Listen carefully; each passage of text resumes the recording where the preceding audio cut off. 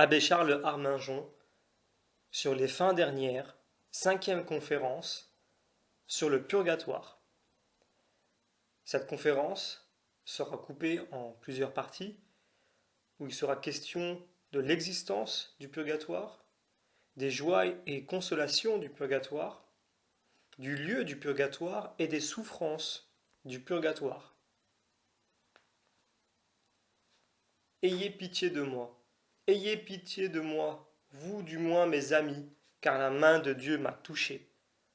Job chapitre 19 verset 21. Que la religion est belle, qu'elle est admirable et consolante dans ses enseignements et dans la ravissante obscurité de ses mystères. En nous laissant mourir à la terre par le dépouillement de nos corps, elle ne nous fait point mourir à nos cœurs par la rupture des amitiés qui en sont la joie et le soutien. Le Sauveur miséricordieux qui, par un sentiment d'exquise délicatesse, daignait s'appeler le Dieu d'Abraham, qui promettait à ses apôtres, en récompense de leur fidélité, de les faire reposer un jour dans le sein d'Abraham, d'Isaac et de Jacob, ne semble-t-il pas nous marquer par ce religieux souvenir accordé aux ancêtres que la mort n'a pas le privilège de briser les nœuds légitimes de la vie, et que les affections saintes ne s'éteignent point dans les glaces du trépas? Notre tâche en ce jour est difficile. Il faut que nous vous fassions aimer et craindre le purgatoire. Le purgatoire mérite d'être craint. Il est en toute vérité l'atelier de la justice infinie. La rigueur et les sévérités divines s'y exercent avec une intensité qui ici-bas nous est inconnue. De graves docteurs nous assurent que toutes les cruautés exercées par les bourreaux sur les martyrs, que toutes les souffrances et les afflictions accumulées sur les hommes depuis l'origine de temps, ne sont pas comparables à la peine la plus légère de ce séjour d'expiation. Mais d'autre part, le purgatoire est le chef-d'œuvre du cœur de Dieu, l'invention la plus merveilleuse de son amour, à un tel point que nous ne saurions vous dire si les consolations qu'on y goûte ne sont pas plus excessives que les tourments eux-mêmes. L'état des saintes âmes dont nous voulons vous faire entendre les plaintes est incompréhensible et ineffable. Leur béatitude n'est pas celle du ciel où les joies sont sans mélange. Leurs tourments ne sont pas ceux de l'enfer où la souffrance est sans adoucissement. Leur peine n'a aucune analogie avec celle de la vie présente, où les jours heureux alternent avec les jours de désolation et de tristesse. Ces âmes sont heureuses et malheureuses simultanément. Les tribulations les plus extrêmes, les plus grandes angoisses que l'âme puisse ressentir sont indissolublement unies en elle aux joies les plus réelles, les plus enivrantes, qui puissent se concevoir, si l'on accepte celles du ciel. Ah, n'accusez pas le Seigneur de cruauté envers ces âmes qu'un jour ils plongeront dans l'océan de ses lumières, et qu'il abreuvera de délices en les recevant dans son sein, de torrente voluptiatis potabis eos. Admirez plutôt comment l'amour et la justice s'unissent par un mutuel tempérament dans ce grand travail de redressement et d'épuration. À la lumière de ces terribles femmes, nous apprécierons le degré profond de malice renfermé dans ces fautes que nous considérons comme légères et sans conséquence. D'autre part, les douceurs que la clémence infinie daigne répandre sur ces sombres brasiers nous aideront à calmer les appréhensions dont nous serons saisis à notre dernière heure. Au moment de notre mort, elles mettront la paix dans nos âmes et nous inspireront le courage, la confiance et une vraie résignation. Donc, en 2 mots, le purgatoire est aimable et consolant. Il est un séjour béni et digne de toute notre sollicitude et de toute notre prédilection en tant que les supplices qu'on y endure s'y exercent sur des âmes saintes et chéries de Dieu. Le purgatoire est un théâtre d'affliction et d'angoisse, en tant que la justice de Dieu s'y dédommage, de la part de sacrifice et d'amour que nous lui avons refusé ici-bas. Ange sacré, gardien de ces gouffres embrasés, aidez-moi à évoquer, du sein de ces flammes qui les tourmentent, ces âmes si saintes et si résignées. Faites-nous reconnaître parmi elles nos pères, nos mères, nos sœurs, nos frères. Laissez pénétrer jusqu'à nos oreilles leurs cris si tendres et si déchirants, qu'il serait capable de fendre les montagnes et d'adoucir la cruauté elle-même. Ah, si nos cœurs ne sont pas pétrifiés, si une goutte de sang chrétien bouillonne encore dans nos veines, nous comprendrons qu'il n'y a pas de détresse plus grande à secourir, qu'il n'y a pas d'exercice plus méritoire et plus pressant à pratiquer. Fin de l'introduction. Abbé Charles Harmingeon, 5e conférence, première partie, au sujet du purgatoire et de son existence.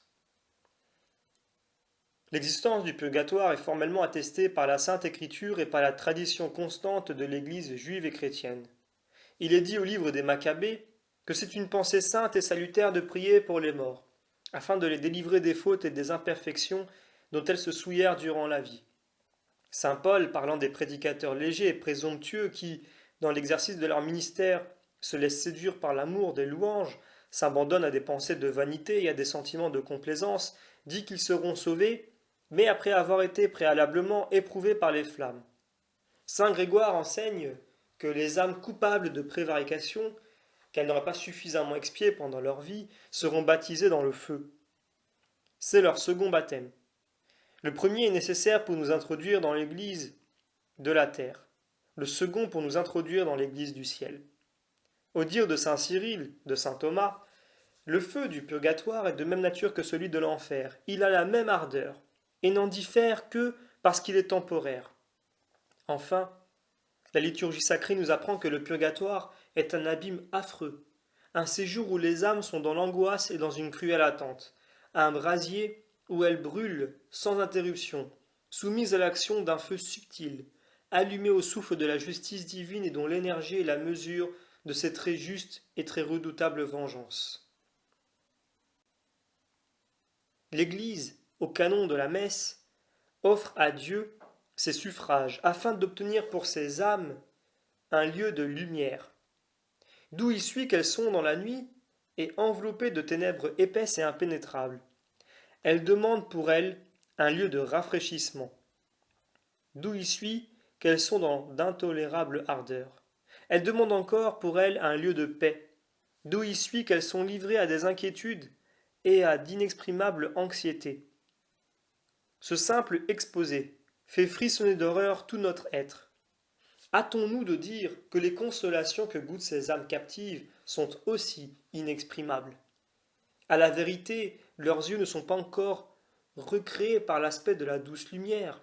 Les anges ne descendent pas du ciel pour transformer leurs flammes en une rosée rafraîchissante, mais elles ont le trésor le plus doux, celui qui suffit seul pour relever l'homme le plus affaissé, sous le poids de ses peines, faire lever l'aube de la sérénité sur les fronts les plus tristes et les plus abattus.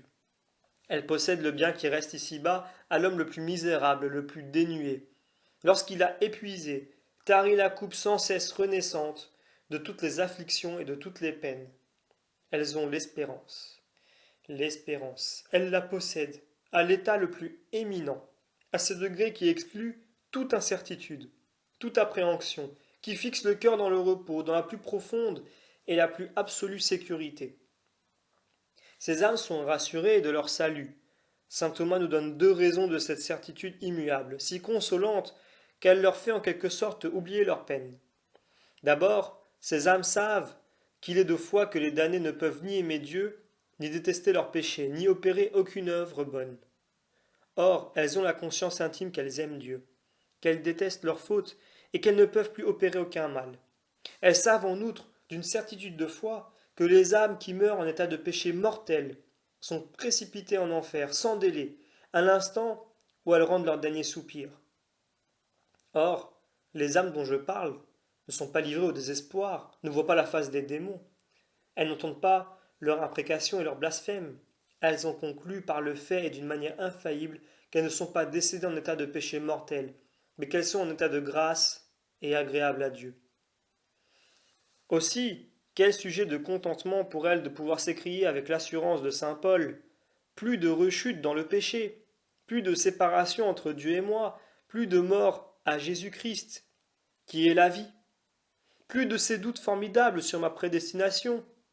Ah, c'est en fait, je suis sauvé. J'ai entendu de la bouche même de mon Dieu l'arrêt irrévocable de mon salut.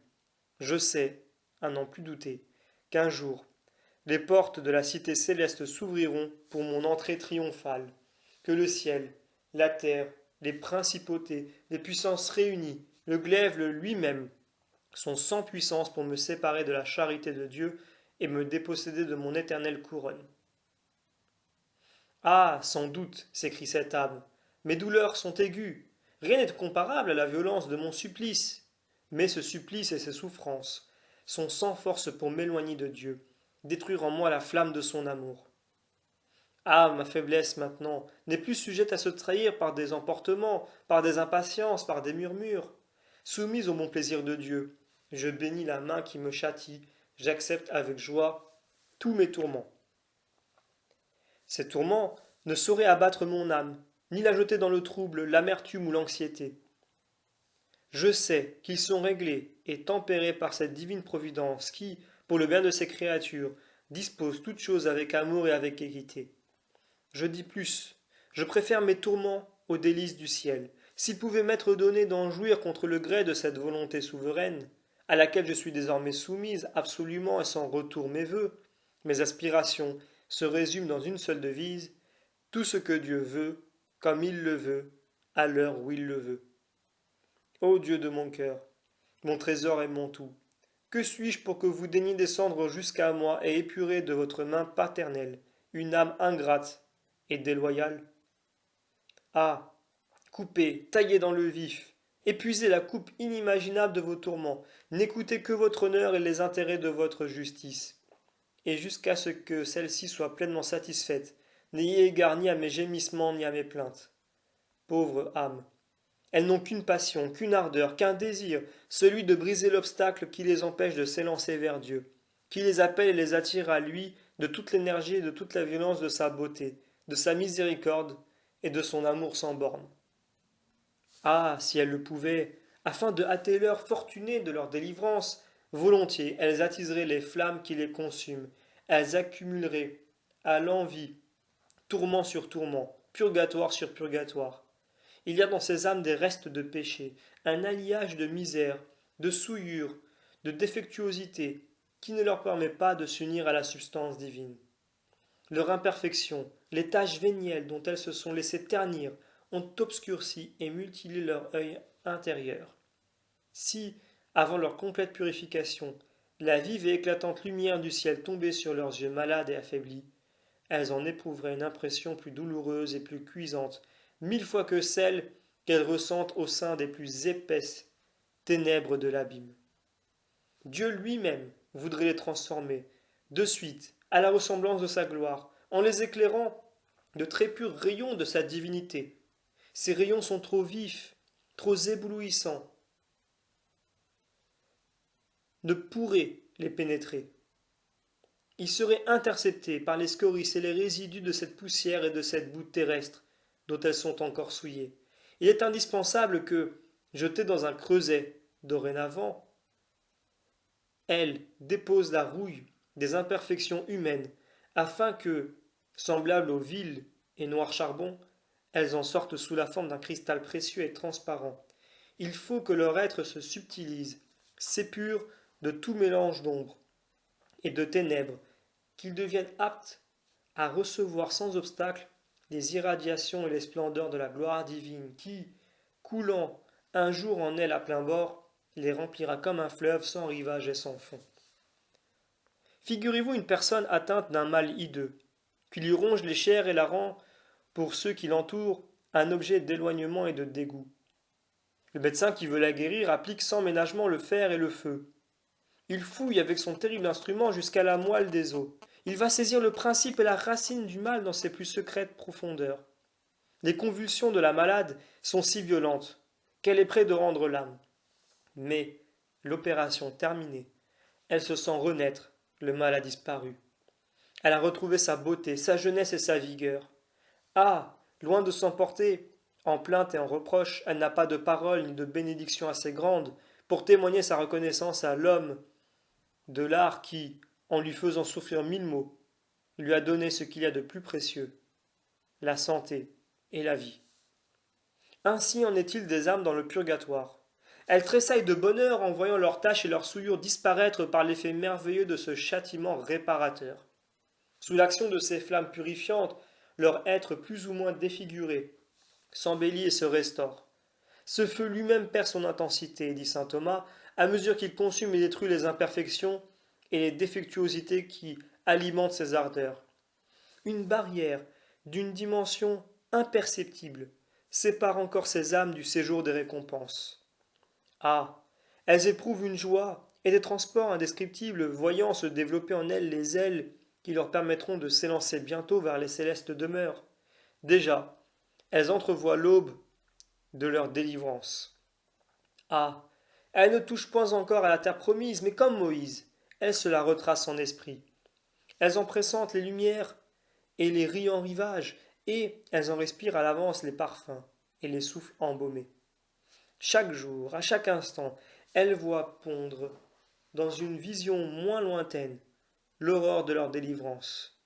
Elles sentent se rapprocher de plus en plus le séjour de leur éternel repos. Que dirais-je encore?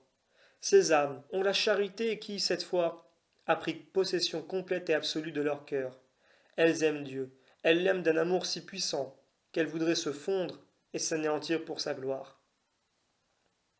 L'homme embrasé de la flamme du divin amour, dit saint Jean Chrysostome, est aussi indifférent à la gloire et à l'ignominie que s'il était seul et sans témoin sur cette terre. Il méprise toutes les tentations. Il n'a pas plus de souci de tenailles, des grilles, des chevalets, que si ses souffrances étaient endurées dans une chair autre que la sienne, ce qui est plein de suavité pour le monde, n'a pour lui aucun trait, aucune saveur. Il n'est pas plus susceptible d'être épris d'un attachement criminel que l'or cette fois éprouvé n'est susceptible d'être terni par la rouille. Tels sont, même sur cette terre, les effets de l'amour divin quand il s'empare vivement d'une âme. Or, l'amour divin agit sur les âmes dont je parle avec d'autant plus de force que, séparées de leur corps, privées de toute consolation humaine, livrées à 1000 martyrs, elles sont forcées de recourir à Dieu et de rechercher en lui seul tout ce qui leur manque. Un de leurs plus grands sujets de souffrance est de savoir que les peines qu'elles endurent ne leur sont d'aucun profit. La nuit est venue pour elles, où il ne leur est plus possible de travailler ni d'acquérir. Le temps où l'homme peut satisfaire lui-même pour ses péchés, amasser des mérites, accroître sa couronne céleste, expire avec la mort. Au moment de son entrée dans l'autre vie, tout être humain subit l'arrêt de son éternelle sentence. Son sort est immuablement fixé. Il ne lui est plus facultatif d'accomplir des œuvres bonnes ou mauvaises, dont il puisse être de nouveau justiciable au tribunal de Dieu. Mais si les âmes du purgatoire ne peuvent croître en sainteté et amasser par leur résignation et leur patience de nouveaux mérites, elles savent d'autre part qu'elles ne démériteront plus, et c'est pour elles une douce joie de souffrir d'un amour gratuit et tout désintéressé. Sans doute, ce singulier mélange de bonheur au sein des plus cruels tourments est un état que nos esprits grossiers ne peuvent comprendre. Mais interrogez les martyrs, les Thérèse, les Luce, les célestes amants de la croix.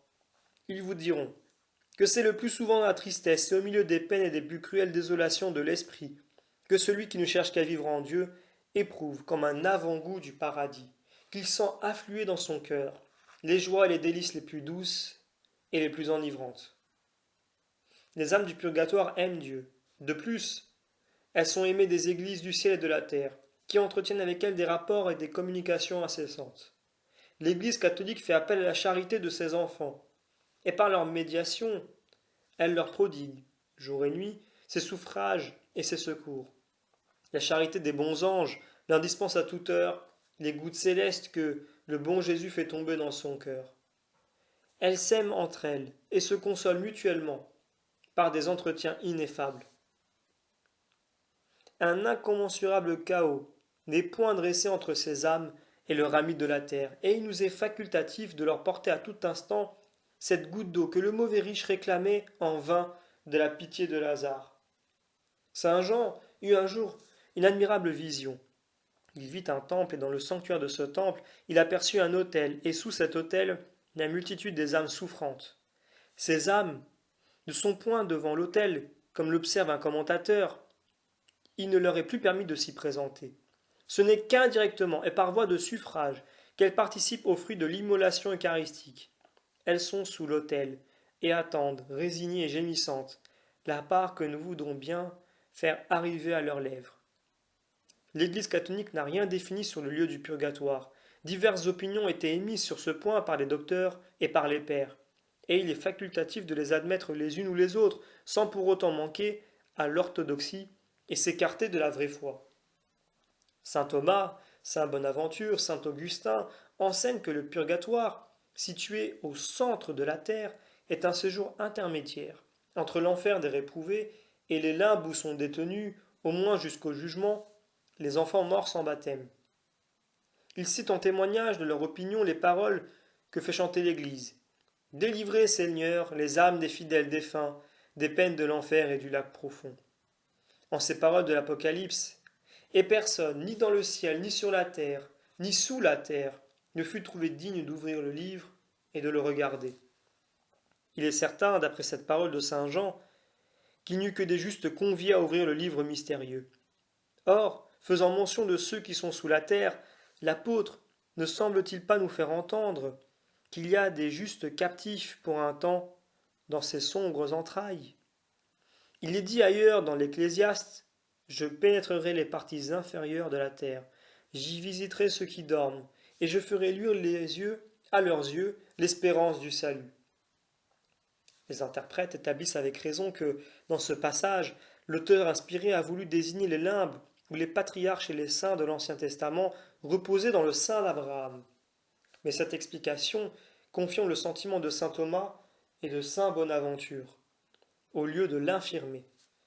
En effet, si les patriarches et les justes de l'Ancien Testament, purifiés de toutes leurs fautes actuelles, ont eu pour demeure les régions inférieures de la terre, jusqu'au jour où le péché légué par Adam à notre race ait été expié et pleinement effacé sur la croix, à plus forte raison paraît-il convenable que les âmes, coupables de fautes actuelles, qu'elles n'ont pas suffisamment réparées, soient punies et détenues dans les profondeurs de la terre. Le témoignage de saint Augustin ajoute un degré de probabilité de plus à cette opinion. Dans son épître, il déclare que le Christ, en descendant aux enfers, alla non seulement dans les limbes, mais aussi dans le purgatoire, où il délivra quelques-unes des âmes captives, suivant ce que semblent indiquer les actes des apôtres. La seconde opinion, relative au lieu du purgatoire, est celle de saint Victor et de saint Grégoire le Grand dans ses dialogues. L'un et l'autre soutiennent que le purgatoire n'a pas de lieu déterminé et qu'un grand nombre d'âmes défuntes expient leurs fautes sur la terre, et dans les lieux mêmes où elles ont le plus souvent péché. La théologie sacrée concilie ces témoignages divers en établissant premièrement que le purgatoire est un séjour déterminé et circonscrit, situé au centre de la terre, et où la plupart des âmes descendent, afin d'expier les fautes dont elles étaient restées souillées. Pourtant, le purgatoire n'est pas un lieu unique.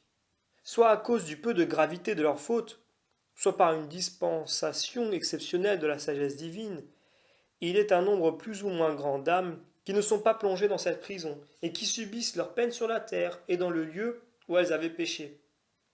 Cette interprétation des grands théologiens explique et confirme une multitude d'apparitions et de révélations faites aux saints, dont plusieurs s'offrent avec des caractères de vérité qui ne permettent pas de les rejeter.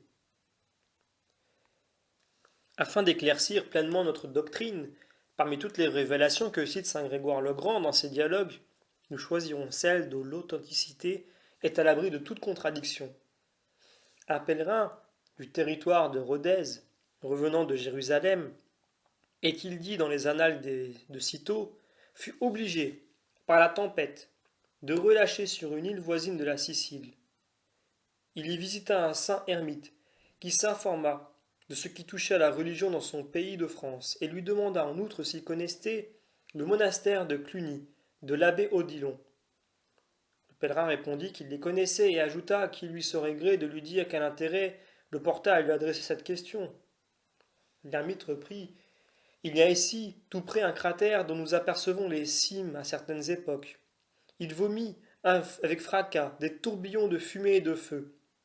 J'ai vu des démons emporter les âmes des pécheurs et les précipiter dans ce gouffre affreux, afin de les tourmenter pour un temps. Or, il m'arrive à certains jours d'entendre les mauvais esprits s'entretenir mutuellement et se plaindre de ce que quelques-unes de ces âmes leur échappent. Ils murmurent contre les personnes de piété qui, par leur prière et le sacrifice, hâtent la délivrance de ces âmes. Odilon et ses religieux sont les âmes qui paraissent leur inspirer plus d'effroi.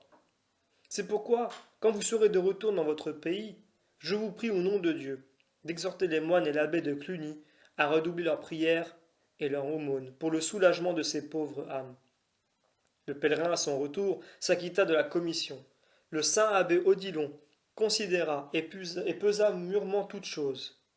Il eut recours aux lumières de Dieu et ordonna que, dans tous les monastères de son ordre, on fit chaque année, le 2e jour de novembre, la commémoration de tous les fidèles trépassés. Telle fut l'origine de la fête des morts. Saint Bernard, dans la vie de Saint Malachie, cite un autre trait. Ce saint raconte qu'il vit un jour sa sœur trépassée depuis quelque temps. Elle faisait son purgatoire au cimetière. À cause de ses vanités, des soins qu'elle avait eus de sa chevelure et de son corps, elle avait été condamnée à habiter la propre fosse où elle avait été ensevelie, et à assister à la dissolution de son cadavre. Le saint offrit pour elle le sacrifice de la messe pendant 30 jours. Ce terme expiré, il revit de nouveau sa sœur. Cette fois, elle avait été condamnée à achever son purgatoire à la porte de l'église, sans doute à cause de ses irrévérences dans le lieu saint. Peut-être parce qu'elle avait détourné les fidèles de l'attention des mystères sacrés, pour attirer sur elle la considération et les regards. Elle était profondément triste, voilée de deuil, dans une angoisse extrême. Le saint célébra de nouveau le sacrifice pour elle pendant 30 jours, et une dernière fois, elle lui apparut dans le sanctuaire, le front serein, rayonnante, vêtue d'une robe blanche. L'évêque connut à ce signe que sa sœur avait obtenu sa délivrance. Ce récit constate la coutume universellement en vigueur dès les premiers âges de l'Église de prier pour les morts durant l'espace de 30 jours. En ce point, le christianisme n'avait fait que suivre la tradition mosaïque. Mes enfants, disait à ses fils le patriarche Jacob à son lit de mort, ensevelissez-moi dans la caverne de Mambré, qui est dans la terre de Canaan. Et les petits-fils d'Isaac pleurèrent leur père durant 30 jours. À la mort du grand prêtre Aaron et de ses frères Moïse, le peuple renouvela ce deuil de 30 jours. Et la pieuse coutume de prier pour les défunts tout un mois devient bientôt une loi de la nation choisie. Saint Pierre, prince des apôtres, au dire de Saint Clément, aimait à faire prier pour le soulagement des morts, et Saint Denis, l'Aréopagite, nous décrit en termes magnifiques avec quelle majesté les fidèles célébraient les funérailles. Dès les premiers siècles, l'Église, en mémoire des 30 jours de deuil, observés dans la loi mosaïque, encouragea les prières pendant un mois après la mort des fidèles. Oh, vous donc, qui regrettez des êtres que vous jugez à tort absents, vous qui versez des larmes, de ne pouvoir plus reposer vos yeux sur ces visages chéris, sachez-le bien. Des portes de leur prison sont ouvertes toutes larges à vos prières et à votre charité. Le prophète se consolait sur ses amis morts dans la paix de Dieu, en leur faisant des visites assidues. C'était avec une confiance sans pareille qu'il répétait ces paroles. Penetrato omnes, inferiores parte ferro, et inspiciam omnes dormientes, et illuminabo omnes sperantes in domino. Ah, nous craignons, peu s'en faut, que nos discours ne refroidissent votre dévotion envers ces âmes, qu'en entendant parler de leurs nombreuses et solides consolations, votre compassion ne s'amoindrisse, et que vous n'ayez pas pour elles toute la piété qu'elles méritent. Rappelons-nous donc que leur bonheur et leur consolation sont mélangés d'affliction et de tourments. Fin de la première partie. Abbé Charles Harmingeon, 5e conférence sur le purgatoire, deuxième partie où il sera question des peines et des joies du purgatoire. Nous l'avons dit, mes frères, ces âmes confirmées en grâce sont merveilleusement consolées par la certitude de leur salut. Mais d'autre part, affranchies de ce corps qui, comme un voile épais, obscurcissait en elles la vue et l'intelligence des objets surnaturels et invisibles, elles sentent cruellement le délai de la possession divine. Ici-bas, la privation et l'éloignement de Dieu ne causent à la plupart des hommes qu'un médiocre déplaisir. Séduits par l'appât des biens de ce monde, absorbés par le spectacle des objets insensibles, Sensibles, nous comprenons Dieu d'une manière trop imparfaite pour en apprécier toute la perte. Mais à la mort, le bandeau d'essence sera déchiré. Tous nos attachements humains périront. Les 20 fantômes qui nous abusaient se seront enfuis sans retour. Il n'y aura plus d'amusement, plus de distraction, plus d'entretien. Nos penchants, nos aspirations, toutes nos tendances se porteront alors vers ce divin époux, notre unique et incompréhensible trésor. Ah, ces pauvres âmes, avides des éternels embrasements, se précipitent vers le Dieu qui est leur fin, avec plus d'énergie que l'aimant attire le fer, avec plus d'impétuosité que les choses naturelles se précipitent vers leur centre. Sous cette grande ruine de trépas, dans la séparation absolue de tous ces objets sur lesquels s'appuie notre vie, il ne reste plus rien à l'âme, plus rien, si ce n'est cet amour qui se dérobe, et ne lui laisse que l'inimaginable regret d'avoir, par sa faute, retardé d'un jour, d'une année, d'un siècle, cette union consommée qui doit être pour elle le réel, le parfait, le seul et éternel bonheur. Représentez-vous tout ce cas d'amer et de déchirant pour une mère, l'éloignement d'un fils, parti pour les pays lointains, ou enlevé par une mort prématurée, et qu'elle n'a aucune espérance de revoir. Depuis que les yeux de cette mère ne se reposent plus sur cet enfant chéri, une partie de sa vie s'en est allée. Le monde n'a plus de joie, plus de plaisir, qu'on puisse combler l'abîme profond et sans mesure que le départ ou la perte de ce fils a creusé dans son cœur. Combien sont plus amers et plus déchirants les cris de cette âme infortunée. L'entendez-vous s'écrier du lieu désolé de son expiation? Où est-il celui qui est l'âme de mon âme? En vain, je le cherche sur cette couche de flamme où je ne trinque que les ténèbres et le vide. Oh, le bien-aimé de mon cœur, pourquoi me faire persévérer dans cette longue attente? Augmentez mes tourments.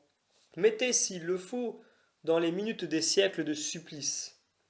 Ah, en vous soustrayant à mon âme avide, qui aspirerait à vous voir, à se noyer et à se fondre en vous, que vous me punissez sévèrement de ma lâcheté et de mes froideurs. À cette peine de l'éloignement de Dieu se joint la peine du feu. Disons toutefois, afin d'être précis et de n'émettre aucune opinion discutable et controversée, que l'Église n'a pas défini que les âmes du purgatoire sont soumises à l'action d'un feu matériel. C'est simplement une vérité de foi divine et théologiquement certaine. Dans la première session du Concile de Florence, les pères de l'Église grecque refusèrent constamment et d'une manière formelle d'admettre l'existence matérielle du feu du purgatoire. D'autre part, ils confessaient unanimement que le purgatoire est un lieu ténébreux, où les âmes, exemptes du supplice du feu, endurent des souffrances et des peines très graves, consistant surtout dans l'obscurité et les angoisses d'une cruelle détention.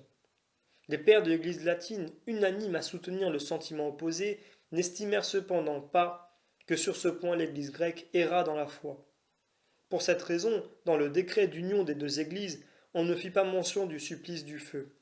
Il fut simplement dit que les âmes qui n'avaient pas entièrement satisfait à la justice de Dieu en cette vie endurent dans l'autre vie des peines proportionnées au nombre et à la grandeur de leurs fautes, et que les souffrances qu'elles endurent sont adoucies ou abrégées par la prière et les bonnes œuvres des vivants, et surtout par le sacrifice de la messe. Si le concile de Florence, en définissant les peines du purgatoire, n'a pas jugé opportun de mentionner l'existence du feu, soit par égard pour les pères de l'Église grecque, et afin de ne pas retarder un rapprochement si longtemps désiré, soit aussi parce que leur erreur n'atteignait pas le fond et la substance du dogme, il ne faut pas moins considérer l'existence du feu matériel du purgatoire comme une vérité démontrée, qui ne saurait être sujette à aucun doute ni à aucune restriction. D'abord, dans ce même concile de Florence, l'existence matérielle du feu du purgatoire a été soutenue par le suffrage unanime de tous les pères de l'Église latine. Sa opinion a donc pour elle le plus grand courant de la tradition et le sentiment de la presque universalité des docteurs. Saint Paul semble l'enseigner formellement par ces paroles. Salvi erunt sic quasi per ignem. Et il faut observer qu'il ne se sert pas de la particule quasi comme un diminutif, mais afin de mieux expliquer le mode de purification. Enfin, toutes les visions et toutes les révélations qui ont trait au purgatoire assimile les peines et le feu qu'on y endure aux peines de l'enfer, aux peines et au feu de l'enfer, sans autre restriction, si ce n'est celle que ce feu n'est pas éternel, mais temporaire. Ici se soulève une question d'une solution difficile. Un feu matériel peut-il agir sur des âmes séparées de leur corps et sur du pur esprit? C'est là, répondons-nous, un mystère de la justice de Dieu, un secret que la raison humaine ne parviendra jamais à pénétrer. Tout ce que la théologie nous apprend du purgatoire, c'est que ce feu matériel ne s'identifie pas avec l'âme humaine, qu'il ne lui est pas uni substantiellement comme ici-bas l'esprit l'est au corps. Lorsque les saints et d'éminents docteurs nous disent que les réprouvés et les âmes du purgatoire sont revêtus d'un corps de feu, ils nous parlent métaphoriquement et pour s'accommoder à notre manière de concevoir. Ce qui est encore certain, c'est que ce feu, comme certains docteurs l'ont soutenu, ne se bornera pas à former comme une prison, une sorte d'enceinte autour des âmes qu'il tourmente et qu'il purifie. Il ne les fera pas uniquement souffrir par la contrariété dont il affectera leur volonté, par les obstacles qu'il mettra à l'exercice et au libre essor de leur puissance intellectuelle et de leurs facultés sensitives. L'opinion vraie est que le feu du purgatoire, quoique corporel, agira comme instrument de la justice de Dieu et par un mode ineffable. Il affectera l'âme dans le vif. C'est le sentiment exprimé par les paroles de saint Augustin. Il agira donc sur l'âme immédiatement. Saint Grégoire exprime plus clairement la même pensée en disant « C'est un feu visible et corporel qui suscitera dans l'âme une ardeur et une douleur invisibles. » Mais qui pourra jamais comprendre combien est pénétrant ce feu qui n'atteint pas l'homme comme celui de la terre, médiatement et à travers son enveloppe matérielle, mais qui agit dans le vif de la substance.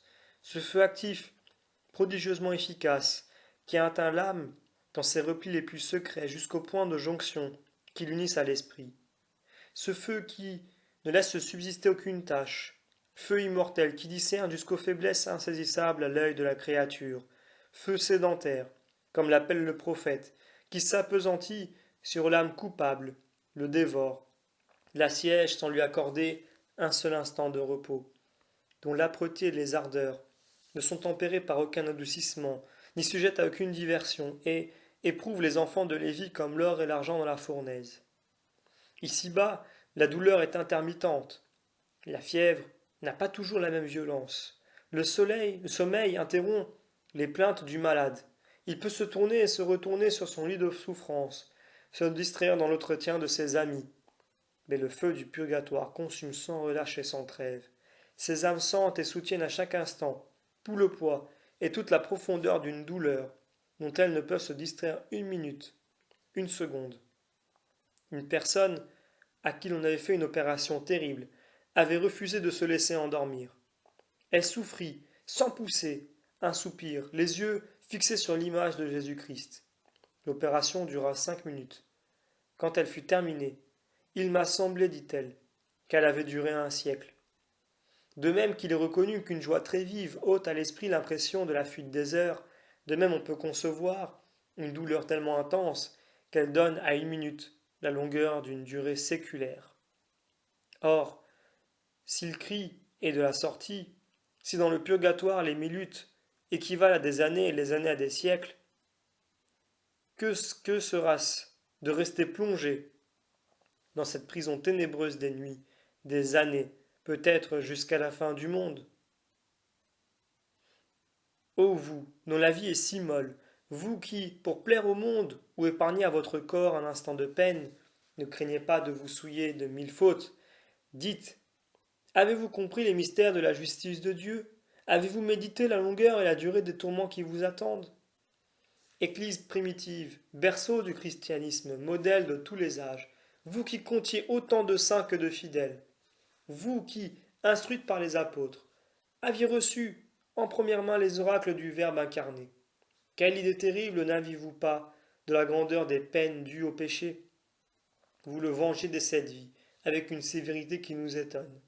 Dans l'Église des premiers âges, la loi canonique était appliquée dans toute sa rigueur. Il n'y avait ni rémission ni condescendance. la pénitence et les œuvres satisfactoires étaient imposées, dans la mesure strictement requise, pour satisfaire intégralement à la justice de Dieu. Cette pénitence ne consistait pas dans la récitation de quelques courtes prières, elle consistait dans de longs jeûnes au pain et à l'eau, dans la récitation quotidienne des psaumes, dans de longs et pénibles pèlerinages, dans une multitude considérable d'œuvres pieuses. Un voleur, suivant la quantité du larcin, était condamné à 2 ou à 50 pénitences, un blasphémateur à 7 ans, un impudique à 10 et souvent à 12 ans de jeûne, de larmes, de prostration publique sur le seuil du lieu saint. Suivant ce terrible calcul, une vie entière passée dans les macérations des anachorètes, fût-elle aussi longue que celle des anciens patriarches, suffirait à peine pour expier l'habitude des péchés les plus ordinaires aux hommes de nos jours. Combien donc sera long et terrible le purgatoire de la plupart des pécheurs. Sans doute, une pensée serait susceptible d'adoucir l'infortune de ces âmes souffrantes. Ce serait celle que leur souvenir n'est pas éteint, que les hommes et amis qu'elles ont laissés sur cette terre sont en travail pour les secourir ou les délivrer. Hélas, c'est là une consolation dont se berce vainement leur cœur. À la vérité, c'est notre coutume de témoigner le regret que nous accordons en leur mémoire. Sans doute, la religion est loin de condamner ce tribut accordé à la douleur. Elle condamne bien plutôt la dureté de ceux qui, aussitôt qu'ils ont perdu leurs parents et amis, n'en gardent plus le souvenir. Les saints pleuraient leurs amis, mais ils songeaient surtout à les secourir. Non, ce n'était pas des larmes que demandait sainte Monique à saint Augustin, lorsqu'elle lui disait à son lit de mort, « Je vous demande, mon fils, de vous souvenir de moi, chaque fois que vous offrirez le sacrifice à l'autel. » Ce n'était pas par des larmes que saint Ambroise voulait marquer le grand attachement qu'il avait eu pour l'empereur Théodose, lorsqu'il disait « Je l'ai aimé ce prince, et parce que je l'ai aimé, je ne l'abandonnerai pas, que je ne l'ai introduit dans ce séjour, où l'appellent ses vertus. Peuple, accourez et répondez avec moi sur les restes de ce prince l'encens de vos prières, les profusions de votre charité et les regrets de votre pénitence. Mais, que dis-je? Ces larmes qui promettaient de couler toujours ne tardent pas à tarir. Nos cœurs inconstants et égoïstes se lassent d'appeler des noms qui ne nous répondent par aucun écho, de chercher à invoquer des images qui se sont enfuies de nos yeux sans retour. Lancés dans le tourbillon du monde et des frivolités, on se détourne d'un souvenir trop austère et trop pénible. À la distraction succède l'oubli, et les douleurs des morts sont les plus délaissées de toutes les douleurs.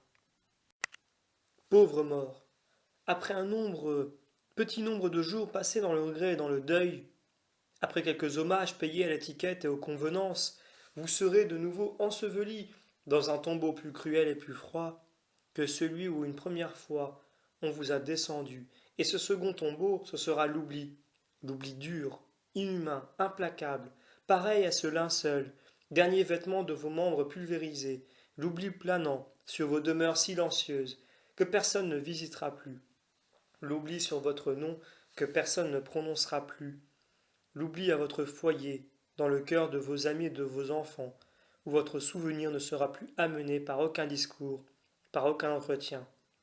Oui, l'oubli profond, complet, sans remède, et cela malgré les adieux si déchirants qui vous furent adressés, malgré les serments si pleins d'immoralité, d'immortalité, malgré les protestations si pleines de tendresse.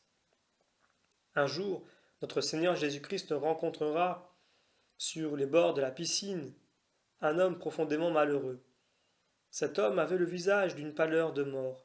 Ses yeux étaient caves et éteints, ses membres desséchés et raides. Il gisait paralysé, immobile sur les bords de la piscine probatique, foulé par les passants, exposé à toutes les intempéries, à toutes les injures de l'air. Cependant cet homme était loin d'être atteint d'un mal incurable. Pour le guérir, il n'était pas besoin de consulter des médecins habiles, d'explorer les vallées et les montagnes pour y chercher des médicaments et des herbes rares et inconnues. Il suffisait de lui donner une légère impulsion et de le descendre dans la piscine, et au moment où l'ange du Seigneur y descendait pour agiter les eaux. Et cependant, dans une ville aussi populeuse que l'était la capitale de la Judée, au milieu de cette affluence de pèlerins, qui accouraient pour les solennalités de tous les points de l'univers, pas un par an, pas un ami pour lui rendre un service aussi facile. Or Jésus, apercevant un jour ce paralytique, sentit son cœur divin s'attendrir et d'une voix émue il lui dit « Infortuné, tu ne veux donc pas guérir ?» Et le malheureux de répondre « Mais Seigneur, le puis-je ? Je n'ai pas un homme, pas un passant pour me jeter dans la piscine. Lorsque l'ange y descend pour agiter les eaux, hominem non habeo ut cum turbuta fuerit mitat me in picitam. Que cet infortuné paralytique nous représente sous des traits saisissants les âmes dont je vous retrace les plaintes. Elles sont assises sur les bords de la piscine de ce sang qui a sauvé le monde. Elles n'ont ni la puissance d'en recueillir les fruits, ni celle de s'en dispenser elles-mêmes les gouttes vivifiantes. Et voilà peut-être des années qu'elles nous implorent en vain, et qu'elles sont torturées, faute d'une main secourable. Hélas, ici-bas, il n'y a pas d'infortuné qui n'ait une ressource. Les plus malheureux ont dû moins celle de leurs larmes, et lorsque tout nous manque à la fois, le ciel et la terre, lorsque nous sommes en but à l'injustice, à l'oppression, que nous subissons les abus et les excès de la force, il nous reste, dans notre propre cœur, un refuge où Dieu nous attend toujours. De chacune de nos douleurs, nous pouvons faire un sacrifice. De chacun de nos actes, nous pouvons nous composer une couronne et un trésor. Mais souffrir et toujours souffrir et savoir que la souffrance ne produit rien, verser des larmes de feu et sentir que sous la rosée brûlante de ses pleurs, rien ne peut germer, que les souffrances succéderont aux souffrances jusqu'à ce que la justice divine soit satisfaite, c'est là une situation capable d'attendrir des entrailles de bronze. C'est là une infortune qui ne saurait être pleurée que par des larmes de sang et à laquelle ne serait resté indifférent celui qui n'a pas éteint dans son âme tout sentiment d'humanité et de compassion. Ah, si sous cette terre épaisse qui recouvre leur corps, si du sein de leur demeure sombre et impénétrable ces âmes pouvaient se réveiller un instant et faire parvenir jusqu'à nos oreilles et à nos cœurs leurs cris et leurs plaintes déchirantes, quelle ne serait pas la profondeur de leurs gémissements? Avec quels accents, d'indicibles angoisses, elles nous appelleraient à leur aide? Ah, dirait-elle, ayez pitié de nous, vous qui fûtes nos amis, brisez nos fers, sauvez-nous, délivrez-nous. Levez-vous, parcourez les demeures que nous avons habitées, parlez d'autant plus haut que le silence est plus profond sur nos tombeaux. Prêtre de Jésus-Christ, ministre de toutes les infortunes, faites entendre à cet enfant oublieux la voix de sa mère. Je l'avais élevé, je ne vivais que pour lui. Il était l'enfant de mon cœur. À mon chevet d'agonie, il aurait voulu prolonger mes jours aux dépens de ses jours. Demandez-lui comment la religion elle-même est impuissante maintenant à me rappeler à son souvenir. Prêtre de Jésus-Christ, élevez la voix plus haut encore. Ne craignez pas, en montrant mon image tout entourée de flammes, de porter la honte et le remords dans l'âme de cet époux insouciant qui se console de sa vidulité par de grossiers plaisirs. Demandez-lui où est la foi jurée, ce qu'est devenue cette tendresse, cette fidélité dont il me donna. Jusque dans les bras de la mort, des témoignages si éclatants et si vifs. Demandez-lui comment il faut qu'aujourd'hui j'implore par des cris si navrants sa sollicitude et son appui. Ah, il reste impassible et me démontre cruellement que je suis morte à jamais dans son cœur.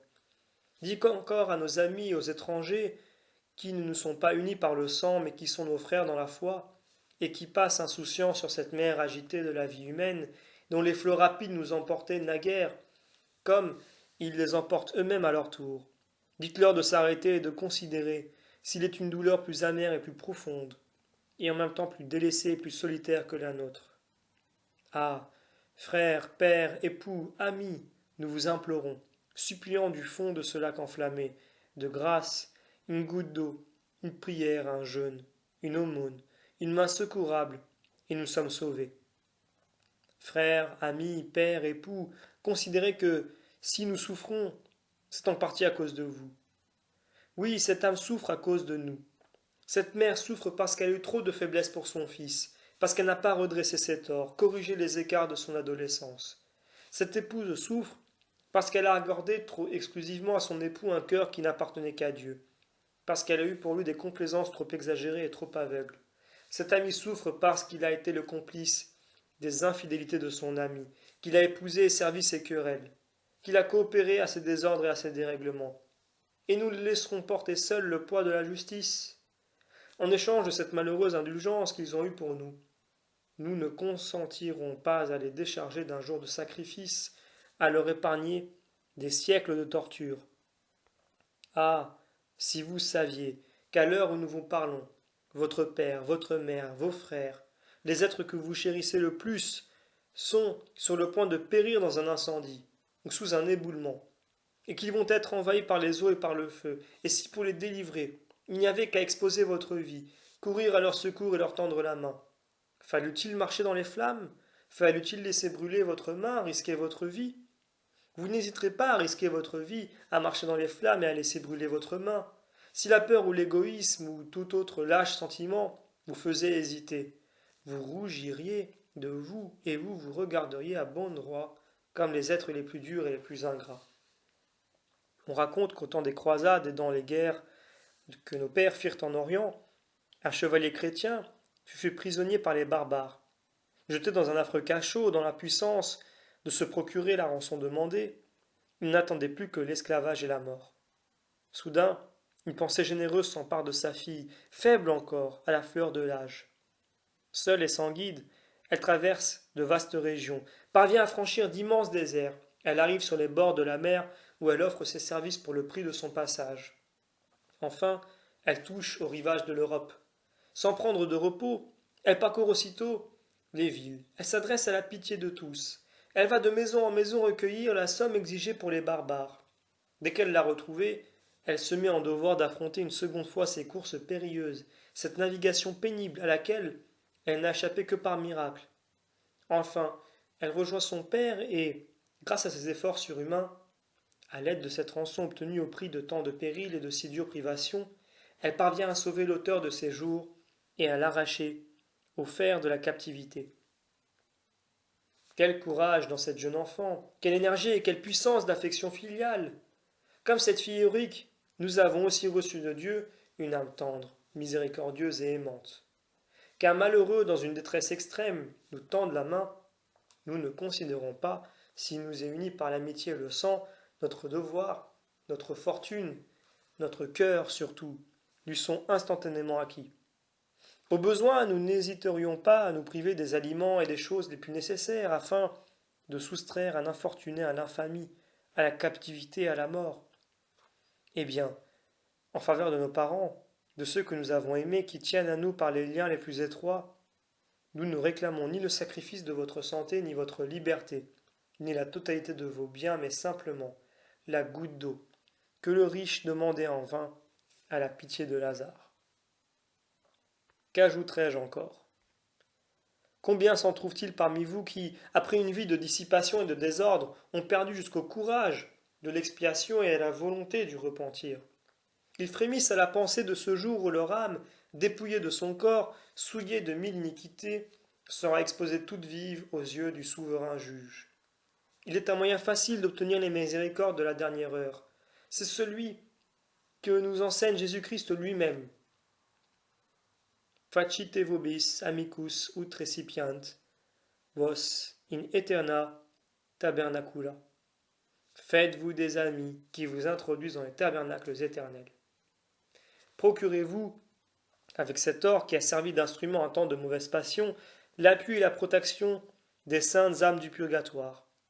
Les morts nous disent encore: vous vous méprenez sur nos désirs et la nature des soulagements que nos douleurs réclament. Vous avez cru nous témoigner vos regrets et votre amour en ordonnant avec pompe nos funérailles. Vous avez érigé sur les lieux de notre dernière demeure des monuments qui sont plutôt une satisfaction à votre orgueil qu'un hommage rendu à notre mémoire. À quoi bon tout ce faste et toutes ces splendeurs? S'il le faut, renversez ces mausolées, mettez en pièces ces monuments et ces pierres, et achetez, avec leurs débris, les prières et les suffrages de l'Église. Voilà ce que demandent les morts, et si nous les écoutons, je vous le dis en vérité, notre charité sera bénie. Les morts ne seront pas ingrats. Un jour, affranchis par nos soins de leurs tourments, ils nous aideront de leur puissante intercession, et lorsque nous nous envolerons vers la céleste patrie, ils nous feront cortège, ils chanteront autour de nous l'hymne de la reconnaissance et accroîtront la joie de l'éternelle félicité qui sera notre récompense et notre gloire. Fin de la 5e conférence.